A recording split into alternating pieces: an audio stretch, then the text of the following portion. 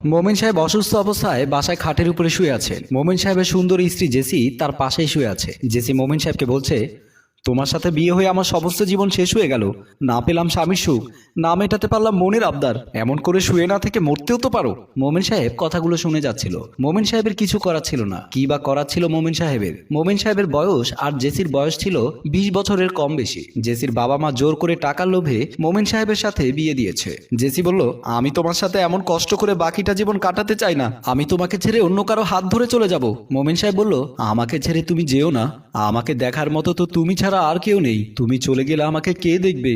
JC বলল, তোমার সাথে থেকে আমি কেন শুধু শুধু আমার জীবনটাকে নষ্ট করব? তোমার বয়স শেষ হয়েছে, দুদিন পরে তুমি যাবে কবরে, আর আমার তো এই জীবনটাই পড়ে আছে। মোমিন সাহেব কোনো কথা না বলে মনের দুঃখ নিয়ে কান্না করে যাচ্ছে। পরের দিন সকাল হলেই রান্নাঘরে কাজ করছিল জেসি। এমন সময় কলিং বেল বেজে উঠল। কলিং বেলের শব্দ শুনে বলতে লাগলো, এমন সময় আবার কে আসলো? আমার মনে হয় ভিখারি এসেছে। ভিখারি আসার আর সময় পায় না। এমন কথা বলেই দরজা খুলে দেওয়ার জন্য রান্নাঘর থেকে বেরিয়ে আসলো জেসি। দরজার সামনে এসেই দরজা খুলে দিয়ে দেখতে পেল মোমিন সাহেবের ভাগিনা এসেছে। নিলয়কে দেখে জেসি একটু মুচকি হাসি মেরে বলল, ভেতরে আসো। তারপর জেসি নিলয়কে নিয়ে ঘরের ভেতর ঢুকে পড়ল। ঘরে ঢুকে ড্রয়িং রুমে গিয়ে সোফাতে বসে পড়লেন। তারপর জেসি নিলয়ের দিকে মায়ের নজরে তাকিয়ে রইল। জেসির চাহনি দেখে নিলয় কিছুটা অবাক হচ্ছে, কারণ একটাই, জেসি সম্পর্কে ছিল নিলয়ের মামি, আর মামি হয়ে ভাগিনার প্রতি এমন করে চাউনি কিছুটা বেমানান। আর বেমানান বলেই নিলয় ভাবতে লাগলো, নিলয় ভালো করে জানে তার মামা মোমিন সাহেব বিছানায় পড়ে আছে। তার মামার পক্ষে এত সুন্দরী একজন বউ সামলানো সম্ভব না। নিলয় তার মামি জেসিকে বলল, মামা কেমন আছেন? মা পাঠালো মামার সাথে কিছু কথা বলতে, তাই চলে আসলাম। জেসি বলল, শুধু কি মামার সাথে কথা বলতে এসেছো? মামিকে কোনো দরকার নেই? নিলয় বলল, তা বলছি না মামি। জেসি নিলয়কে বলল, তুমি অনেক স্মার্ট হয়ে গেছো। তোমাকে দেখলে যে কোনো মেয়েই পাগল হয়ে যাবে। জেসির মুখে এই কথাগুলো শুনে নিলয় কিছুটা বুঝতে বাকি রইল না তার মামি জেসি নিলয়কে কি বোঝাতে চাচ্ছে। নিলয় বলল, আমি এক গ্লাস পানি খাবো। তারপর জেসি বলল, তুমি পানি খাবে কেন? আমি তোমার জন্য শরবত নিয়ে আসছি। এই বলে জেসি ড্রয়িং রুম থেকে চলে গেল। নিলয় বসে বসে ভাবতে লাগলো, মামি অনেকটা বদলে গেছে। খাবার টেবিলে বসে আছে জেসি, মোমেন সাহেব ও নিলয়। মোমেন সাহেব খেয়াল করে দেখলো জেসিকে আজ একটু আনন্দিত দেখাচ্ছে, যদিও বা প্রথমে আনন্দের কারণটা বুঝতে পারেনি। যখন মোমেন সাহেব ভালো করে খেয়াল করলো তখন কারণটা ঠিকই বুঝতে পারলো। জেসি নিলয়ের পায়ের সাথে পা লাগিয়ে মজা ঠাট্টা করে যাচ্ছে। জেসি নিলয়কে ঠোঁট দিয়ে ইশারা করে যাচ্ছে। একজন স্বামীর সামনে এমন একটি কাজ করে যাচ্ছে জেসি। তবুও জেসির কোনো ভয় নেই, তার স্বামীর ভাগিনার সাথে একটা জঘন্য কাজ করে যাচ্ছে। তারপর মোমেন সাহেব নিলয়কে বলল, নিলয় বাবা, তুই কি চলে যাবি নাকি থাকবি? জেসি বলল, তোমার ভাগিনা এসেছে, তাকে তাড়িয়ে দিতে চাচ্ছ কেন? তোমার ভাগিনা এখানে দুদিন থাকবে, তারপর যাবে। মোমেন সাহেব বুঝতে পারলো নিলয় এখানে থাকার কারণটা কি করতে চাচ্ছে জেসি। লজ্জার মাথা খেয়ে ফেলেছে জেসি। যৌবনের খিদায় জেসি উন্মাদ হয়ে গেছে। সম্পর্কের কথা ভুলে গিয়েছে জেসি। নিজের স্বামীর ভাগিনার সাথে এমন একটি কাজ করতে চাচ্ছে। এমন সময় নিলয় বলল, মামা, আমি আজকেই চলে যাব। আমি শুধু তোমাকে একটু দেখতে এসেছিলাম। মা বলল তোমাকে অনেকদিন ধরে নাকি দেখে না। মা তোমাকে নিয়ে যেতে বলেছিল। তুমি তো এখন যাবে না, তাহলে আমি বিকেল হলেই চলে যাব। এমন সময় জেসি বলল, তুমি ইচ্ছে করলে তো আর যেতে পারবে না। কতদিন পর এসেছো তুমি। রাত হলে তোমার জন্য পিঠা বানাবো। পিঠা খেয়ে আপুর জন্য পিঠা নিয়ে তারপর যাবে। এই বলে জেসি খাবার টেবিল থেকে উঠে গেল। মোমেন সাহেব নিলয়ের দিকে তাকিয়ে রইল।